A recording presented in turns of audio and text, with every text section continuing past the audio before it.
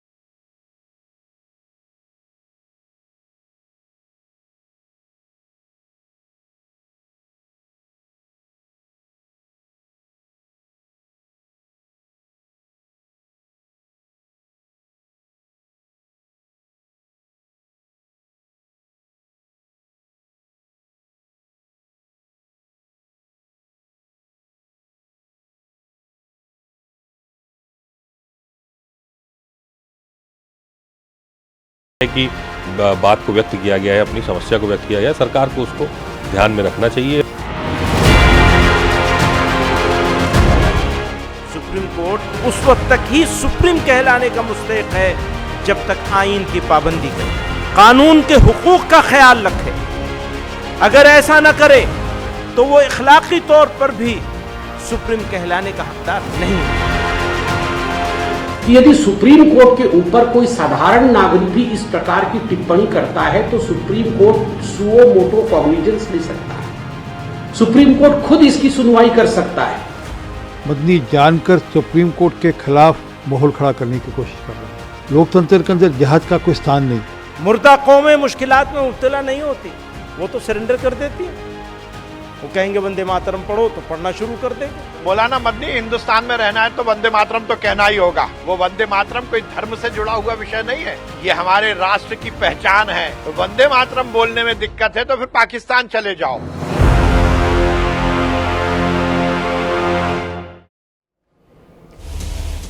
मैं परिचय कराती हूँ आपका। हमारे साथ इस वक्त उत्तराखंड वक्फ बोर्ड के चेयरमैन शादाब शम्स साहब जुड़ रहे हैं इस चर्चा में। आप देख सकते हैं अमितोष पारेख विश्व हिंदू परिषद के प्रवक्ता हमारे साथ मौजूद हैं।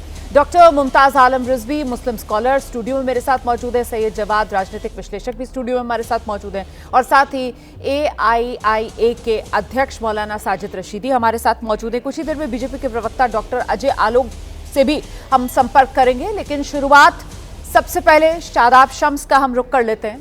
और शादाब साहब, जरा आप समझा दीजिए दर्शकों को कि मौलाना महमूद मदनी का ये जो बयान है और जिहाद को लेकर जो उन्होंने थूक जिहाद, लव जिहाद, लैंड जिहाद वाला बयान दिया है, उसमें आपको फसाद कहां नजर आ रहा है सर? बताइए।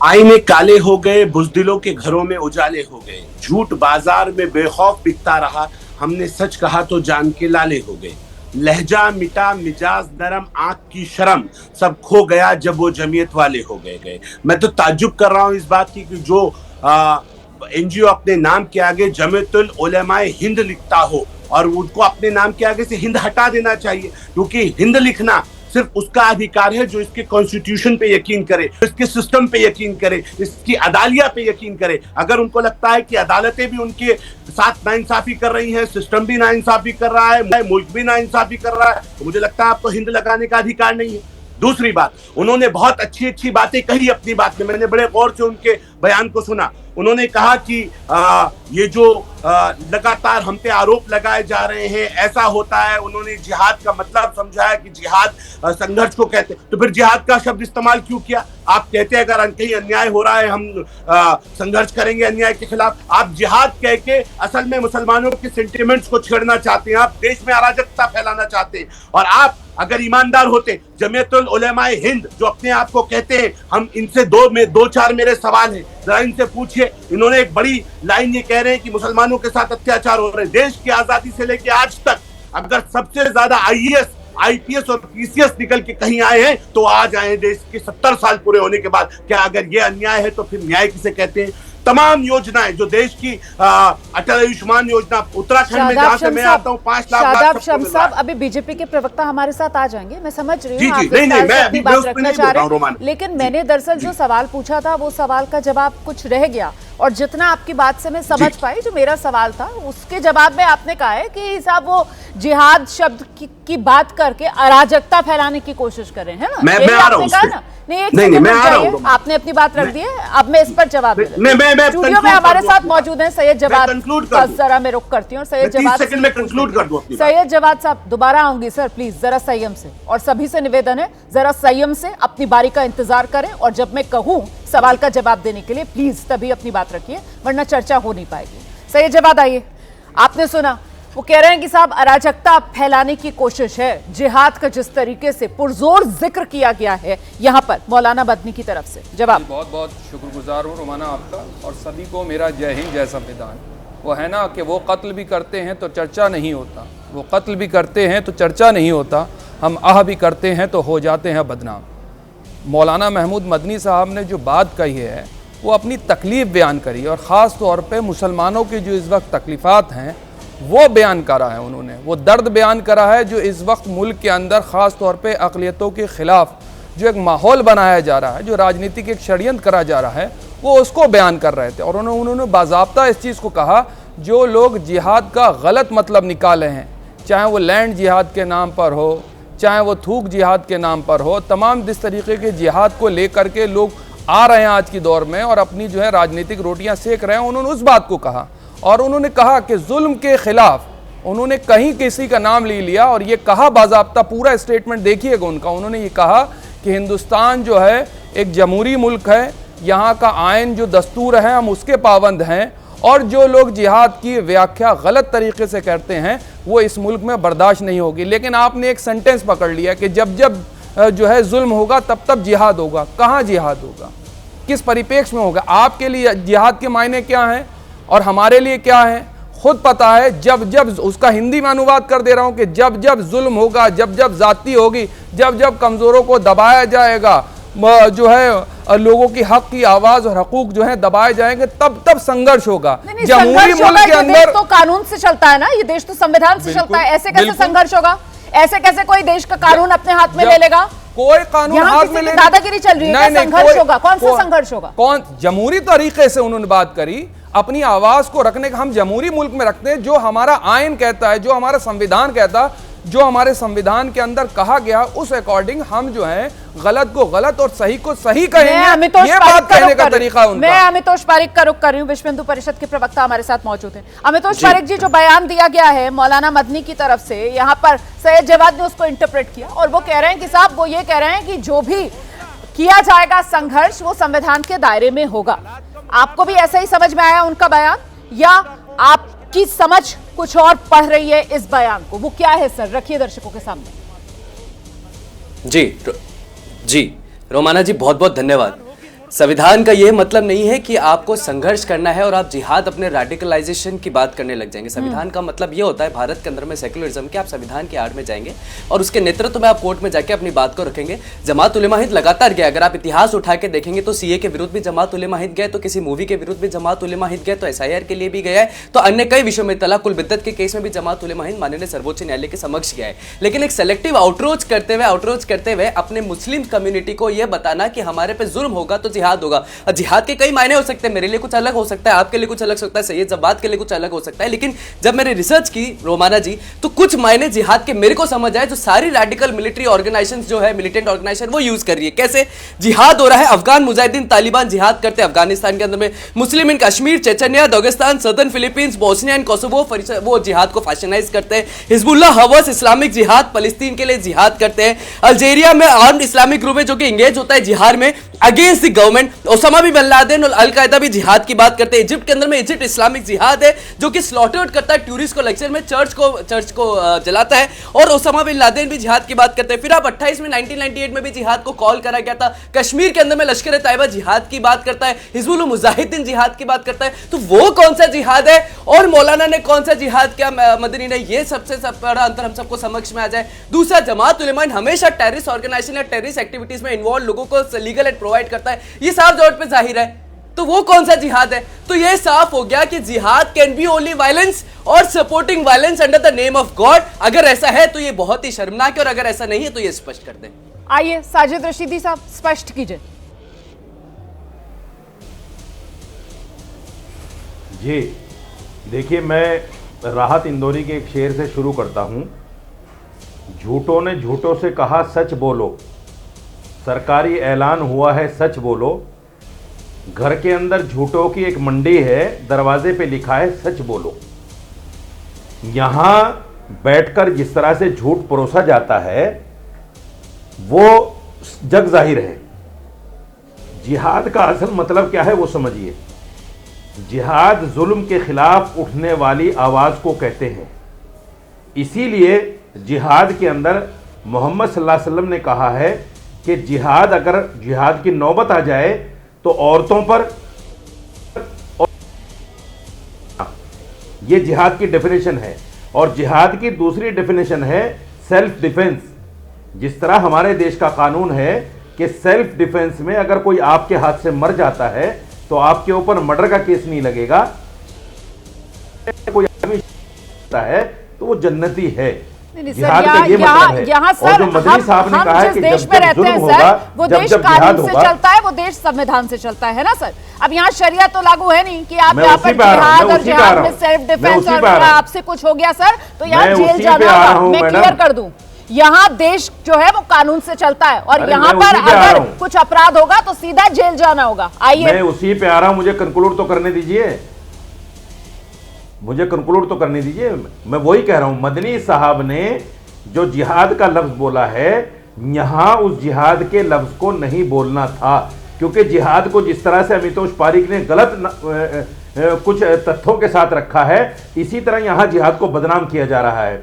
इसलिए वो ये भी कह सकते थे कि जब जब जुल्म होगा तब तब हम आवाज उठाएंगे, तब तब हम सड़कों पे निकलेंगे, तब तब हम अपने हक की आवाज को उठाएंगे, ये भी कहा जा सकता था। जिहाद का नाम लेकर उन्होंने जानबूझकर अपने आप को सुर्खियों में रखने के लिए और जानबूझकर अपने चचा से ज्यादा टीआरपी लेने के लिए इस तरह की बात करी है। उस जिहाद के लफ्ज का हम समर्थन नहीं करते। तो आप ये कह रहे हैं कि आप समर्थन नहीं करते जो मौलाना मदनी ने कहा, और आप ये कह रहे हैं कि मौलाना मदनी ने जो कहा है, जो बयान दिया है, वो सिर्फ और सिर्फ सुर्खियों में आने के लिए, डॉक्टर मुमताज आलम, सिर्फ सुर्खियां बटोरने के लिए मौलाना मदनी जो है वो पूरी कौम को बदनाम कर रहे हैं। जिहाद का लफ्ज जो इस्तेमाल किया है, एक सेकंड रुक जाइए ना, हो गया आपका, अब सुन लीजिए बाकी मेहमानों को। नहीं, सिर्फ जिहाद का लफ्ज जो इस्तेमाल किया है, बाकी उनकी सारी बातें सही हैं। जी बहुत बहुत शुक्रिया आपका, क्योंकि शेर सब ने पढ़ा तो मैं भी पढ़ दूं कि सितारों से आगे जहां देखते हो, गरीब आमे देखो कहां देखते हो, हकीकत से नजरें चुराते हो तुम भी, कहां आईना है कहां देखते हो।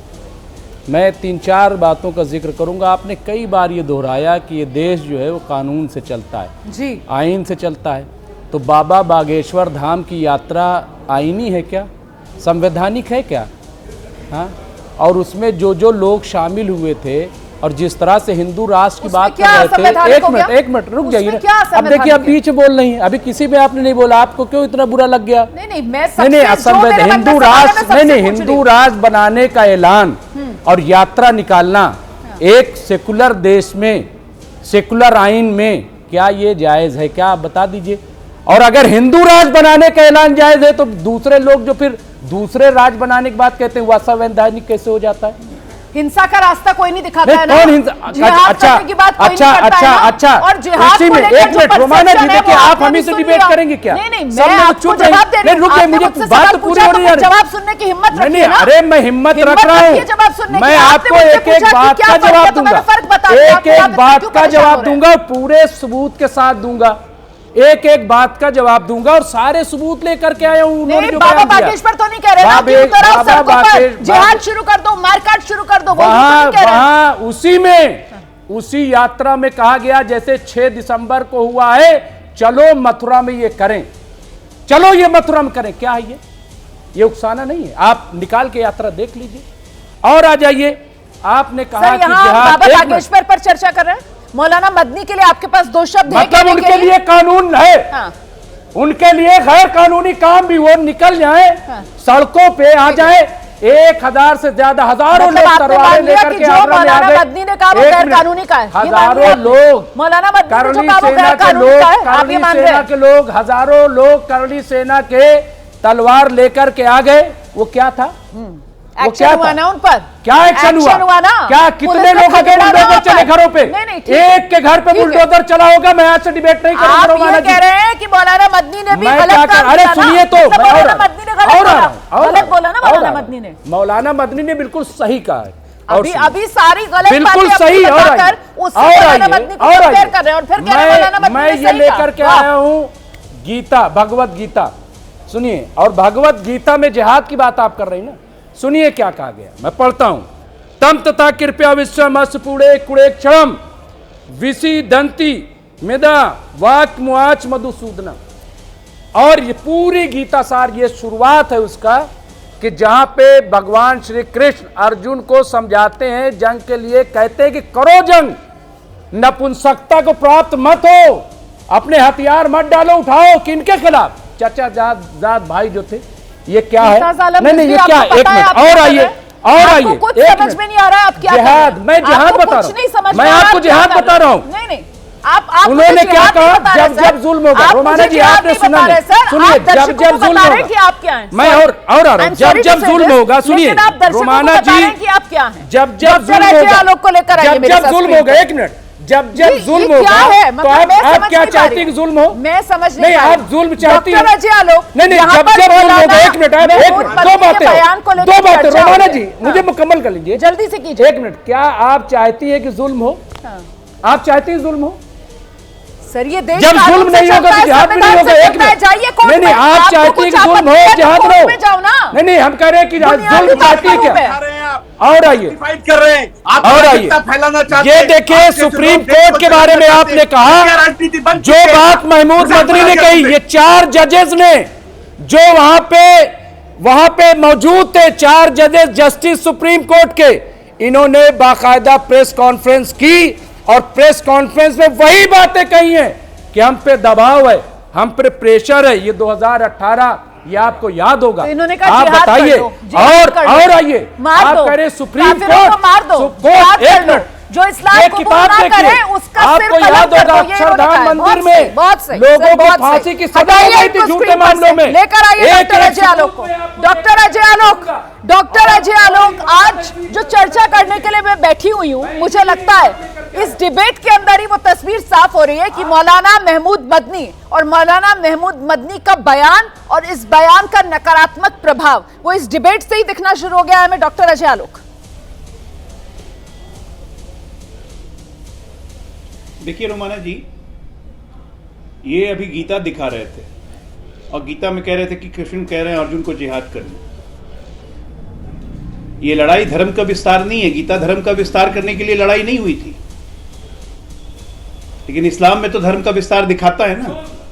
और ये जो मदनी साहब के इतने हिमायती बने बैठे हुए हैं यहाँ पे, अब उन्हें सुन जिनको लीजिए, वंदे मातरम कहलाने में उनको दिक्कत है कि मुर्दा कौमें वंदे मातरम बोलेंगे तुम गाना गाना शुरू कर दोगे। मुर्दा कौम में वंदे मातरम बोलेंगे, गाना गाना शुरू कर दोगे? मत गाओ। किसको मुर्दा कौम कह रहे हैं? पूरे मुसलमानों को मुर्दा कौम कह रहे हैं क्या? कि सारे मुसलमान वंदे मातरम नहीं गाते हैं? वहाबी सोच वाले देवबंद को कौन नहीं जानता है? आसिफ सुन्नी इस्लाम का फैलाव कैसे हो और कैसे कैसे तालिबान से लेके जैशे मोहम्मद के कैसे कैसे लोग इनसे जुड़े हुए हैं, और किसको कॉल दे रहे हैं? इस देश में रह के सुप्रीम कोर्ट को ये धमकी दे रहे हैं। जुल्म हो रहा है, जुल्म के खिलाफ जिहाद करो। सुप्रीम कोर्ट इन पे जुल्म कर रहा है, चाहे 3 तलाक का कानून हो, चाहे हलाल, इन पे सुप्रीम कोर्ट जुल्म कर रहा है। मुझे तो आश्चर्य लग रहा है कि अभी तक सुप्रीम कोर्ट ने कॉन्ग्निजेंस क्यों नहीं लिया। ऐसे ऐसे लोग यहाँ पे नफरत की खेती पैदा करेंगे और उसके बाद उम्मीद करेंगे कि आप पे कुछ ना हो, और इनको डिफेंड करने के लिए सो कॉल्ड स्कॉलर बैठ के गीता दिखाएंगे यहाँ पे। मतलब हिंदू धर्म का माहौल उड़ाते रहो बीच में। गीता किस कारण से लिखी गई थी ये पता नहीं है। गीता का सार मुझे बताने लगे, श्लोक पढ़ रहे हैं गीता का। इस्लाम में तो ये हराम है, क्यों इस्लाम कर रहे हैं? मत कीजिए।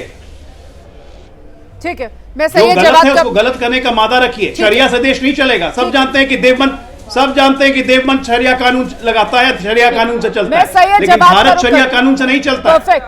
देश के संविधान से ही चलेगा, कोई शरिया कानून से नहीं चलेगा। इसीलिए सही जवाब, मेरा सवाल आपसे बड़ा सीधा है। ये जिस तरीके का मौलाना महमूद मदनी का बयान है, ये तो सीधे सीधे ऐसे लग रहा है कि वो देश के मुसलमानों को उकसाने का काम कर रहे हैं।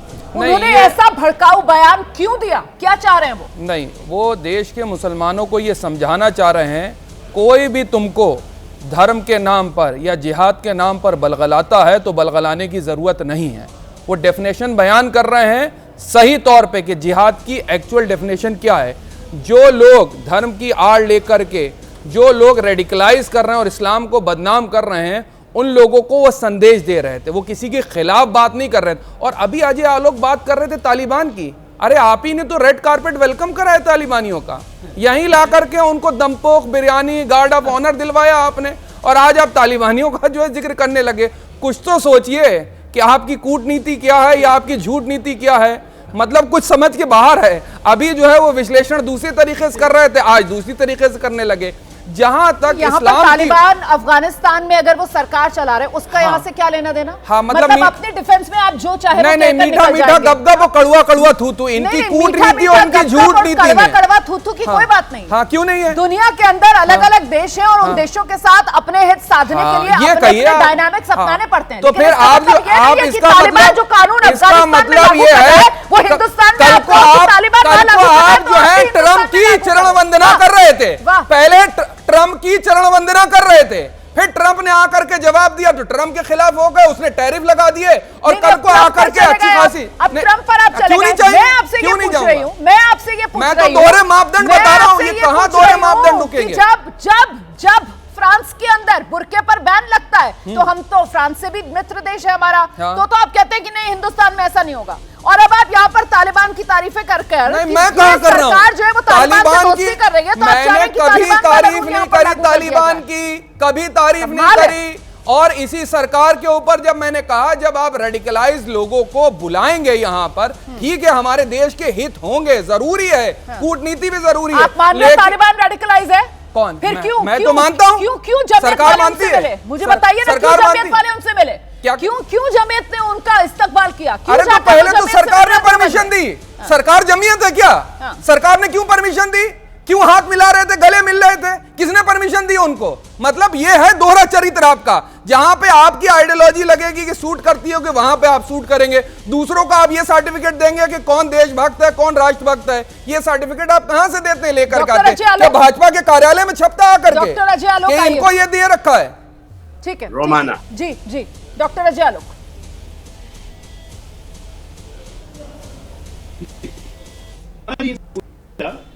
कि इनको तालिबान की बहुत चिंता हुई। जैशे मोहम्मद क्या इनका लगता है देवबंद का?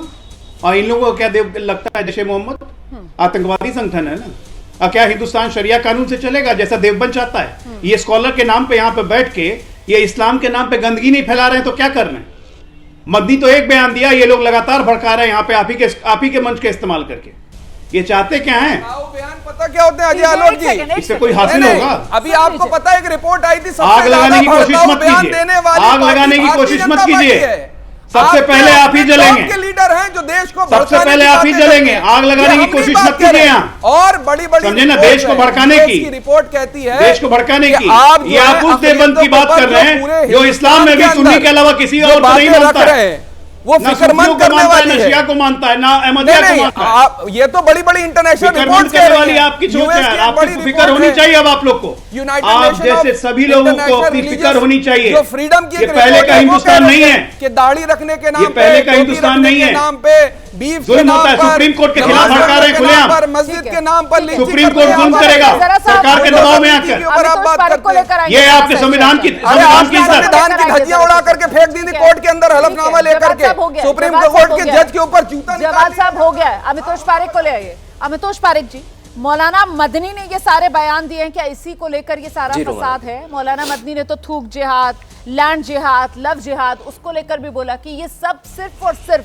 धर्म को बदनाम करने के लिए गढ़े हुए शब्द हैं। और उसके बाद मैं देख रही थी जो राज्यपाल हैं आरिफ मोहम्मद साहब बिहार के, उनकी तरफ से भी कहा गया कि जिहाद तो मूल रूप से कोई गलत शब्द तो है नहीं, लेकिन देश में तो हम देखते हैं सर, थूक जिहाद से लेकर लव जिहाद तक इस तरीके की जो शब्दावली है वो कर दी गई है सर।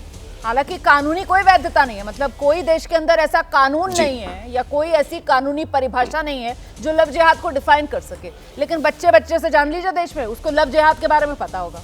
जी आइए। जी रोमाना जी, बहुत बहुत धन्यवाद। देखिए, जो लव जिहाद का शब्द था वो केरला के अंदर में कैथोलिक बिशप्स जो थे क्रिश्चियंस, उनके द्वारा लाया गया था और वो कोर्ट में भी आया था। लेकिन दूसरी बात मैं इस पे आता हूँ कि देश के अंदर में अगर किसी टर्म को और किसी वर्ड को डिफरेंट तरीके से इंटरप्रेट करा जा रहा है तो मतलब कहीं ना कहीं लूपहोल है।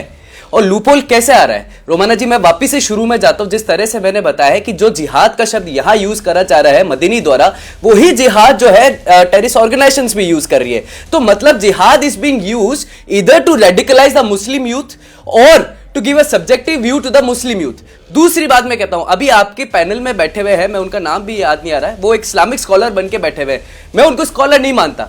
गीता को उन्होंने कोट करा, गीता का पहला श्लोक जिसपे गीता बेस्ड है वो है यदा यदा ही धर्मस्य ग्लानिर्भवति भारत अभ्युत्थानम धर्मस्य तदात्मानं सृजाम्यहम् परित्राणाय साधूनां विनाशाय च दुष्कृता धर्म संस्था बनाधारे संभवामि युगे युगे। मतलब भगवान श्री कृष्ण कह रहे हैं कि जब जब धर्म की हानि होगी मैं इस धरती पे जन्म लूंगा। लेकिन ये तो हो गई गीता। 26 मई 1998 को ओसामा बिन लादेन का एक फतवा निकलता है और उसको अल कुद्स अल अरबी जो लंदन का उर्दू पेपर है उसमें लिखा जाता है और उस फतवे में अर्ज करा जाता है Muslims to wage holy war against the American Jews, और जिसमें कुरान का यूज करते हुए वही जिहाद जो सेवरल इंटरप्रिटेशन की मैं बात कर रहा हूं रोमाना जी, सूरत 9 और आयत 5 को यूज करा जाता है फतवे में to wage war against American and Jews. सूरत 9 आयत 5 क्या कह रही है? फिर जब हराम महीने बीत जाए तो मुशरिकों को जहां कहीं पाओ कत्ल करो, उन्हें पकड़ो और उनको घेरो और हर घात की जगह उनकी ताक में बैठो, फिर यदि वो तौबा कर ले तो उनको नमाज कायम करे और ज़कात दे। तो जिहाद है क्या आखिरकार?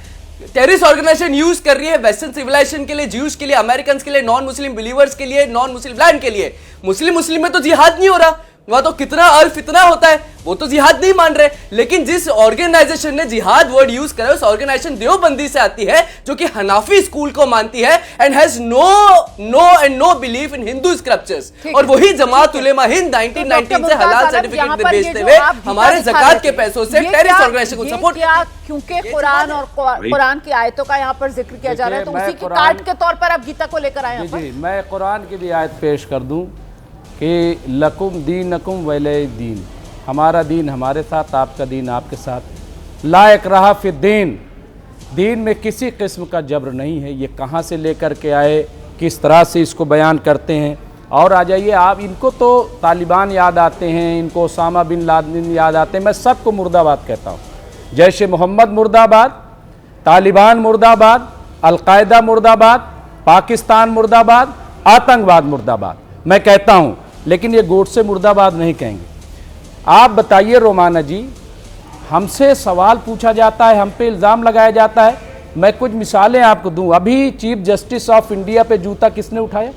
क्या मुसलमान था? जब बाबरी मस्जिद फैसला आया तब भी मुसलमानों ने खामोशी से उस फैसले को कबूल किया।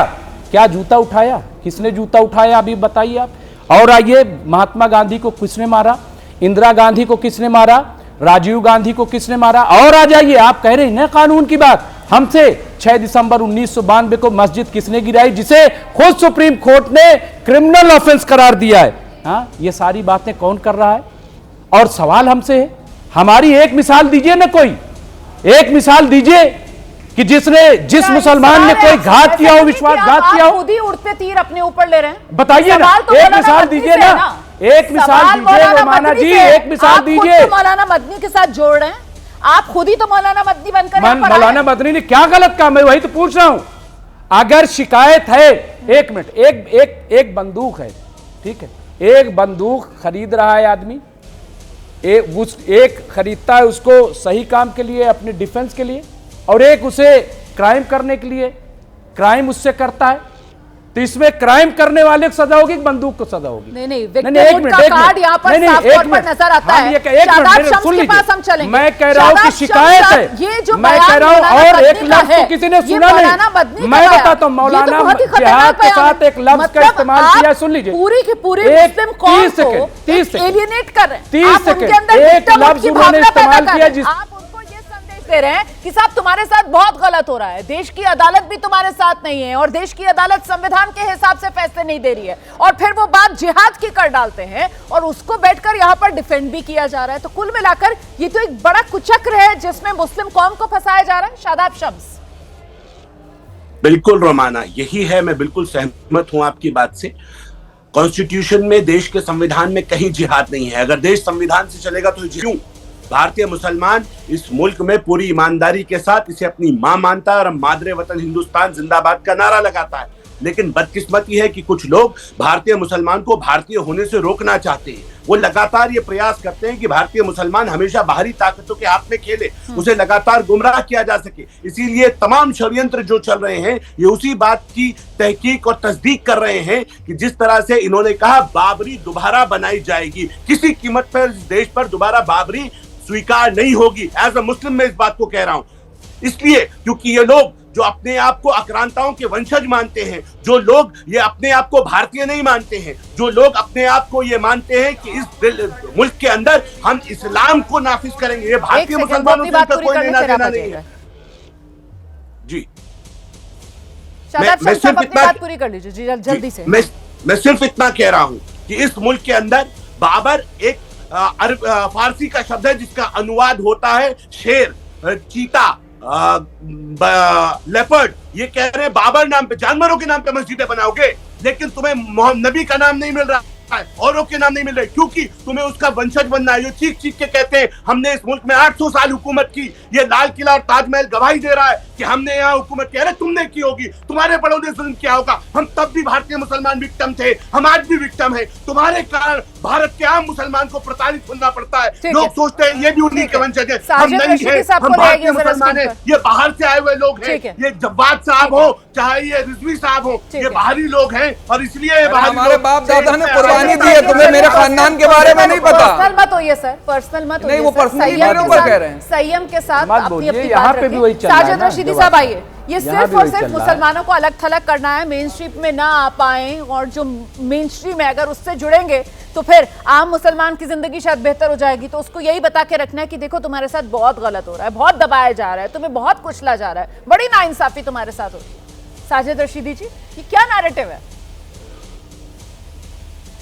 जी देखिए, मैं गीता को कोड करके कहता हूं, कृष्ण जी ने अर्जुन से कहा था कि अगर जुल्म के मुकाबले में खड़े ना हुए तो अधर्म बढ़ जाएगा और धर्म तबाह हो जाएगा। जुल्म के खिलाफ खड़े होने को कहा गया, इसी को जिहाद कहा जाता है, इसी को जिहाद कहा जाता है। ये बातें करना कि हम देखिए मजलूम कोई नहीं है, यहाँ जो है इतना जुल्म नहीं हुआ, इतना जुल्म नहीं बढ़ रहा है कि जिससे कहा जाए कि साहब जुल्म हो रहा है मुसलमानों पर, मुसलमान इस तरह तबाह हो रहे हैं, मुसलमान इस तरह बर्बाद हो रहे हैं। जिहाद डिफेंस है, अटैक नहीं है, ये समझ लीजिए। और जो लोग जिहाद को गलत तरीके से कोड करना चाहते हैं, बदनाम करना चाहते हैं, उनके दिमाग में इस्लामोफोबिया है। कुछ लोग बैठे हैं आपके पैनल पे, तो बाबरी वाले जजमेंट से लेकर ट्रिपल तलाक वाले सुप्रीम कोर्ट के फैसले से लेकर तमाम फैसले एक सांस में गिना दिए, और वो तो हिंदुस्तान के मुसलमानों को अपने मंच से ये मैसेज दे रहे थे कि तुम्हारे साथ बहुत गलत हो रहा है। इस देश की जो बड़ी अदालतें हैं वहां भी सुप्रीम कोर्ट का जो मामला है वो बिल्कुल सही कहा उन्होंने, वो यही तो कह रहे हैं। सुप्रीम कोर्ट वाले मामले पर उन्होंने बिल्कुल सही बोला, क्योंकि मैं भी कहता हूं उस बात को कि जब सुप्रीम कोर्ट ने अपने फैसले में कह दिया मंदिर तोड़कर मस्जिद नहीं बनी, 1949 से मूर्तियां गलत रखी गई, इलीगल तरीके से तोड़ा गया, जो लोग इसमें शामिल थे कार्रवाई होनी चाहिए, तो फिर जगह राम मंदिर तो कहीं ना कहीं उठेंगे ना, सवाल तो उठेगा ना। ये सवाल उठाना कोई जुल्म तो है नहीं, ये सवाल उठाना कोई देशद्रोह तो है नहीं। इन्हीं बातों को तो कहा था चार जजों ने बाहर आकर प्रेस कॉन्फ्रेंस करके कि जो कुछ हो रहा है सब सही नहीं हो रहा है। बताता है कि सुप्रीम कोर्ट जो है वो सुप्रीम है सर, और जो सुप्रीम कोर्ट का फैसला है उसे इस देश के हर नागरिक ने स्वीकार किया है। संविधान कहता है कि नाइंसाफी नहीं होनी चाहिए, लेकिन दिक्कत यह है सर कि 2019 यही कहता है नाइंसाफी नहीं होनी चाहिए, 2025 तक उस फैसले को कुरेद कर कहीं ना कहीं हिंदू और मुसलमान के बीच बस दरार डालनी है सर, इसीलिए इस तरीके की भड़काऊ बातें। आइए जल्दी से डॉक्टर अजय आलोक, इसका हल क्या है, समाधान कैसे निकलेगा? देखिए रुमाना जी, अभी शाहिद रशीदी साहब ने कहा कि सुर्खियां पाने के लिए मदनी साहब ने ये बात कही थी जिहाद वाली, और अभी इनके पूरे बोल बदल गए। सीधा सीधा मदनी ने कहा कि सुप्रीम कोर्ट तभी तक सुप्रीम है जब तक वो संविधान के अनुसार चले, संविधान की रक्षा करे। तो क्या मदनी जी को यह अधिकार मिल गया कि वो सुप्रीम कोर्ट को कहें कि वो संविधान के अनुसार नहीं चलता है? Custodian of constitution supreme court है, और ये मदनी कौन है जो सुप्रीम कोर्ट पे इस तरह से आक्षेप करेगा? खैर सुप्रीम कोर्ट का मामला है, सुप्रीम कोर्ट कल देखे इंजंक्शन लेता है कि नहीं। मुझे तो उम्मीद है कि सुप्रीम कोर्ट इसमें हस्तक्षेप करेगा, क्योंकि एक धर्म गुरु इस तरह से कह रहे हैं तो ये देश का माहौल खराब नहीं कर रहे तो क्या कर रहे हैं? और यहाँ ये बैठ के इनकी पैरवी वकालत कर रहे हैं सॉफ्ट पावर देके, ठीक है, इससे क्या मिल जाएगा? एक सवाल जो यहाँ पर अगर हमारे शंकराचार्य आके उठ के कहने लगे जुल्म मत करो, कश्मीरी हिंदुओं को भगाया है उनको वापस यहाँ करो, पर एक बात बार-बार कही गई कि साहब बाबा बागेश्वर वो जिस तरीके की यात्राएं निकालते हैं, वो जिस तरीके के भड़काऊ बातें करते हैं, उस पर जल्दी से डॉक्टर अजय आलोक का रिएक्शन, उसके बाद आ रही। बाबा बागेश्वर अगर कोई भी भड़काऊ या बातें करते हैं या भड़काऊ यात्रा निकालते हैं, अगर किसी को उसमें दिक्कत है तो बाबा बागेश्वर के खिलाफ जाके एफआईआर कीजिए। अगर आपकी बातों में दम होगा तो सरकार बिल्कुल संविधान के अनुसार कार्रवाई करेगी। क्यों नहीं करते बाबा बागेश्वर पे कार्रवाई? एफआईआर करिए उन पे, सुप्रीम कोर्ट में जाइए, हाई कोर्ट में जाइए। ये वो पार्टी के प्रवक्ता बोल रहे हैं जिनको 400 सीटें इसलिए चाहिए थी, चाहिए थी। अरे वो पार्टी का क्या, मैं कहता हूं कि मैं पार्टी का प्रवक्ता, वो पार्टी के हिंदुस्तानी होने पर आप लोग को तो लोकसभा चुनाव में चल गया, इसका मतलब ये थोड़ी है कि आप लगातार उसको आगे बढ़ाते रहेंगे। नहीं, ये अपनी मनगढ़ंत बातें सुनाने की सर, यहाँ पर ये कोई फिक्शन स्टोरी नहीं चल रही है ना, फिक्शन शो नहीं है मेरा, न्यूज का शो मैं करती हूँ, यहाँ पर डिबेट कर रही थी, मैं फैक्ट्स पर डिबेट कर रही हूँ। यहाँ पर सर काल्पनिक कहानियां, मनोहर कहानियां थोड़ी सुनानी है यहाँ पर बैठकर। समय आज मेरे पास इतना ही है, बहुत बहुत शुक्रिया आप सभी का इस चर्चा में जुड़ने के लिए। लेकिन मौलाना मदनी और मौलाना मदनी का बयान, मौलाना मदनी जिस पद पर हैं जिम्मेदारी उनको समझनी चाहिए और इस तरीके के बयानों से बचना चाहिए जिससे मुस्लिम कौम को वो ये संदेश दे रहे हैं कि मुस्लिम कौम के साथ इस देश के अंदर बड़ा अन्याय हो रहा है, उनके साथ बहुत नाइंसाफी हो रही है, क्योंकि इस तरीके के बयान किसी के हित में है नहीं।